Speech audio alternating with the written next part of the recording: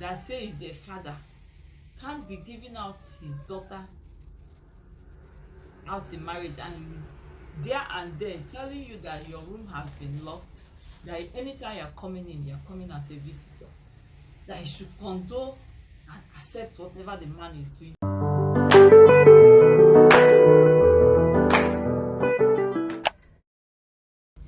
Okay, welcome back. So with the trending story of the gospel singer that died last week, right, on domestic violence, a lot of controversial questions have been raised and nobody is answering the question, like why did she not come out, why did she, and a lot of questions, a lot of answer has been going on. Everyone is answering according to how his spirit or her spirit led her. Everybody is giving her own answer, but I'm going to tell you today the history of what's going on. There is a history, especially among the Igbos. I don't know why a man, when you are giving your daughter out in marriage, you will stay in her front and tell her, hey my daughter, I'm locking your room. That room, you see that room you are staying, I'm locking it. You are coming here as a visitor. Whatever your husband does, please condone. No, he's always causing problem. Yes, don't cause problem.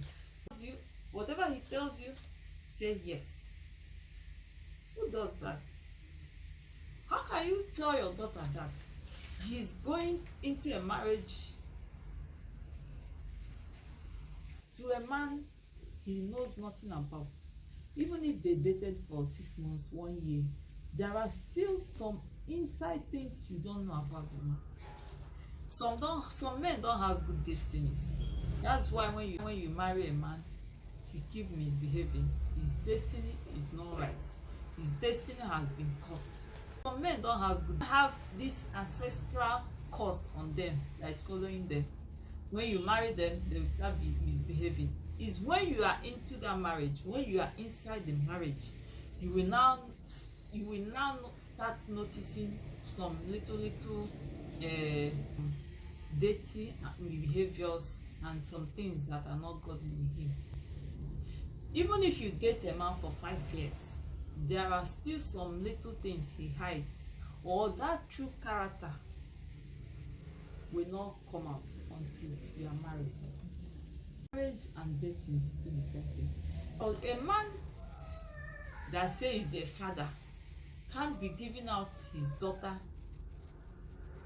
out in marriage and there and then telling you that your room has been locked, that anytime you're coming in, you're coming as a visitor, that you should condone and accept whatever the man is doing to him. Why? Who does that? Then when the lady eventually enters the marriage, the man will be hitting him, the man will be killing him, and he'll be condoling it. He will be dying in silence. That has been how our forefather lived.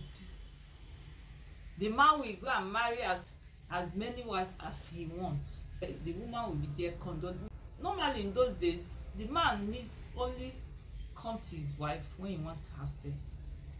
After that, they don't have business again. And they are living with it, getting old with it. Then finally, the man will die. Whenever the man dies, she will come out and, hey, my husband. He will go inside and say, thank God I'm out of the bondage. Do you see how they come out of the bondage when the man dies? That's if they are lucky, those that are lucky that the man died before them.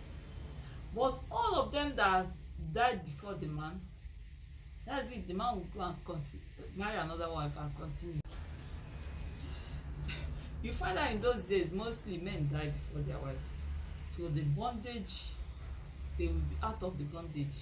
That the death will just do them part and the bondage will go. Then what annoys me in this case now is that woman that the husband maltreated until he died. The daughter will want to get married again. You call the daughter, hey my daughter, you know how your uncles took the 1 or 2 pieces of land your father left for us, and we have been suffering. I have suffered a lot. I have sold all my wrapper to 20 people. Please, as you are going, please my daughter, whatever your husband does, please endure. At least he is now our savior. Whatever he does to you, please endure. If he beats you, please, he will not kill you. He's your husband. If he cheats on you, all men cheat. Manage him. Then your daughter will still enter another bondage again. You've forgotten what you went through in your own husband's house or in your own husband's hand. That's the genesis of what women are suffering in their marriage. It comes from the parents. Please, your husband promised to train your younger siblings. Please, at least for the sake of the suffering we have suffered, he's like a savior to us. When you get there, please, anything you say yes. Another bondage have been emerged. You go there, you start suffering.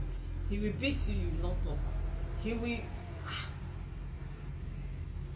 This is how it goes from generation to generation.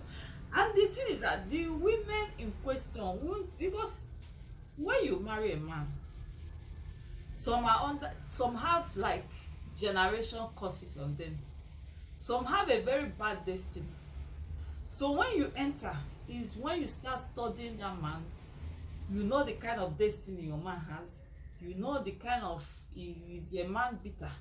If he's an angry type, that first 2 years is the time you learn all these things. If it's what you can condone, but if it's what you cannot condone, don't say my mother said, my father said. You walk away. Carry your head, carry your state of mind and come out. Don't say because I have one child or my father say I blocked my room, I won't come out. Please. Or think of what people will say, then you die there. People will still say what they will say. So my dear, if you see you cannot condone the man, please walk away. And please, parents, help your children. When you are sending them forth, don't give them negative vibes. Please encourage them to respect their husbands, but not to condone any shit the man is doing to them. Or because the man came with a car, you think he's rich, then you sell your daughter off without even caring to know how she's doing or how the man is treating her. Please, it's very wrong. Let's correct this impression now, so that our mothers, our daughters won't be dying of domestic violence. And another thing is, we have to stop them. There are many ways you can stop a man, because that first 2 years of your marriage, if you want to stop your husband from not beating you, it's very easy. Because if you don't stop him at that early stage, you will never have the opportunity to stop him again. And when he starts, he has started. So in my next episode, I will tell you how to stop a man from beating you. How to stop a man beater. So thank you guys for being here. Please don't forget to subscribe to the channel if you are not subscribed, and be part of the family so that you'll be notified whenever we make new videos. Thank you, and see you in my next video. Bye.